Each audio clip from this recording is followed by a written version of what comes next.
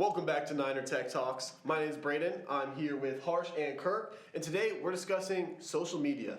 Now, recently, YouTube has been brought into court over being considered addictive by design. Now, they have a bunch of arguments against this, including the fact that they're not social media.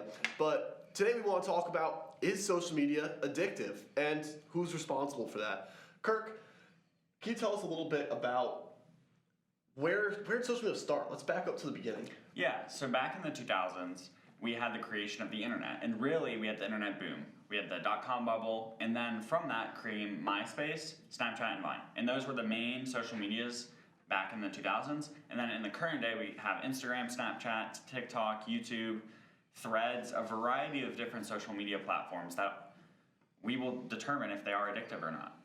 Wow, yeah, that's definitely a lot more than we started with. Have people started using them more, I would imagine? Harsh, do you know anything about how popular they've gotten? I know I use it, right? I think you guys probably use a lot of them too. A report by Data Report suggested that there are about 55.6 billion social media users as of October 2025. Wow. As people use social media for about 18 hours per week. So yeah, there's a lot of users that use social media. Wow, yeah, 18 hours a week. That's like 10% of your week. That's a lot of time on social media. Now, I would argue that that does kind of look like addiction to me if you're spending that much time on social media. But time on social media, I don't know that necessarily in itself is an issue, right? I mean, we're just socializing, we're learning new things sometimes. Kirk, what problems arise from using social media? So some of the issues that arise from using social media are it deteriorates your critical thinking skills.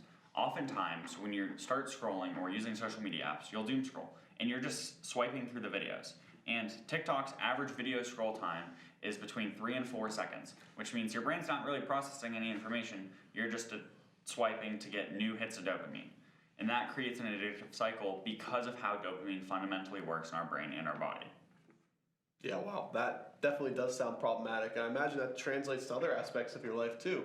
If we're sitting and scrolling and we lose that ability or willpower to question what we're looking at and to look elsewhere for validation, then we start to do that in every aspect of our life and just accept things as truth, which can definitely be a dangerous situation.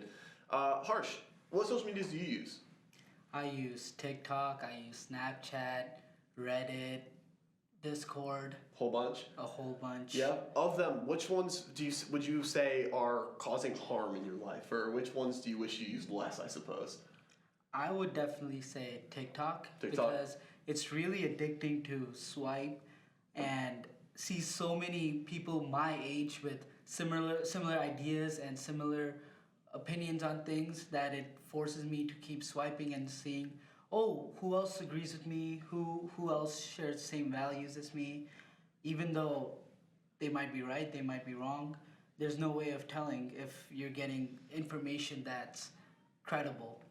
Yeah, well, there's that word again, addictive, right? Mm-hmm. So I think we've kind of come around and see that, yeah, there is some aspect of addiction with these platforms. The question is, was that by design, or is that just a byproduct of good entertainment? And if it is by design or not, regardless, who do we hold responsible or accountable for these problems that social media is causing into our society? Kirk, do you have any thoughts on that? Yeah, so if we go back and look at the stages of life, we have an infant to a child, adolescence, and then an adult. So even at the infant stage, it starts. When you put your kid in front of Cocomelon, they on average have a camera cut every 3 seconds, which is meant to bring in your attention and keep you focused on the screen, eyes dilated. They even have the saturation of their colors dramatized so that your brain is overstimulated and overengaged so you can't look away.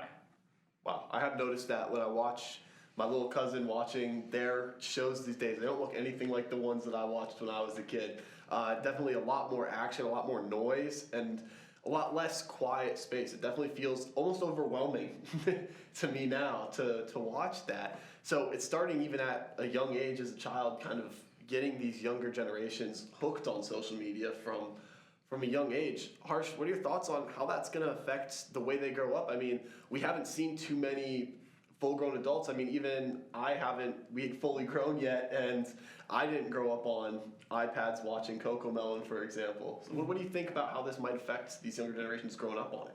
I would definitely think that this would hinder their critical thinking skills and also their ability to just perform daily tasks without constant stimulation from these dopamine hits that aren't really achieving anything. Yeah. It's rather just, it's like addiction, it's short term, it makes you feel good in the moment, but you're going to regret it in the future.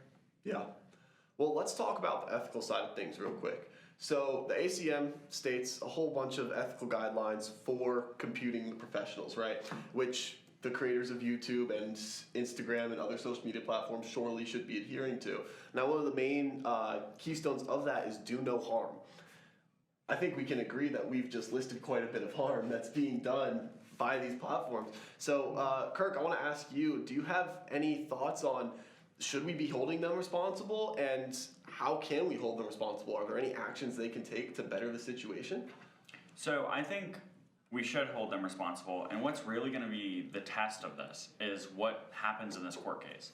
If the government decides YouTube is addictive, that would be a precedent that they can apply to Instagram, TikTok, and a variety of other social media platforms that are addictive by design, and through that we can put preventative measures in place to where it may be, okay, each phone can only use Instagram for 90 minutes a day, or TikTok for 30 minutes a day, or various time constraints or sensory overload constraints in place.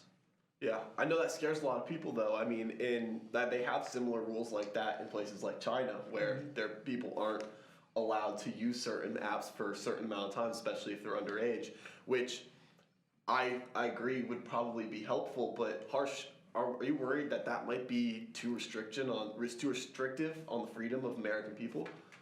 I definitely do think so. There's going to be a lot of protest against it.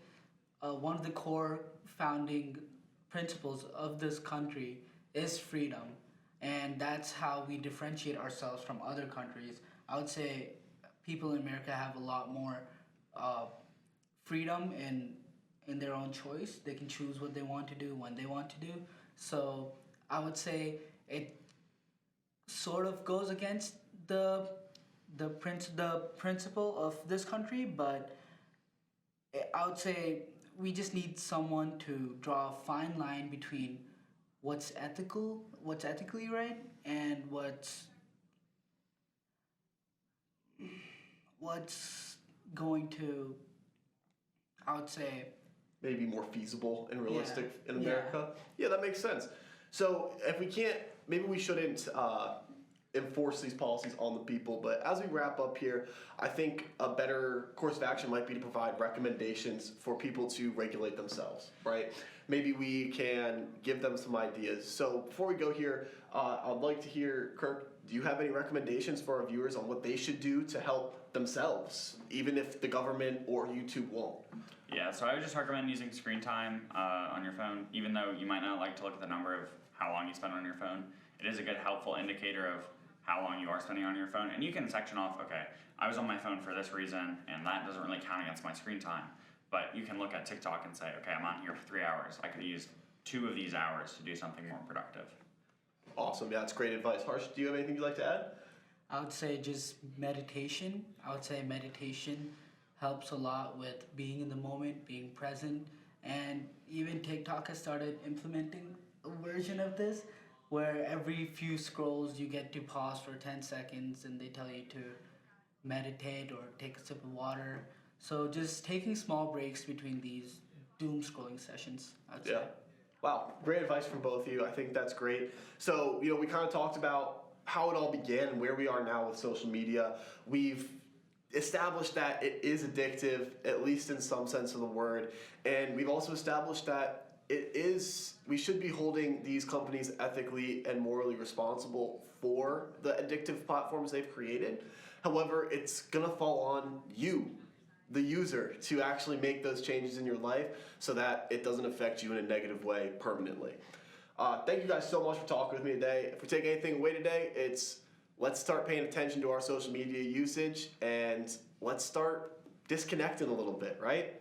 Thank you guys for meeting with me, both of you guys. Thank you guys for watching. See you guys next week. Thank you.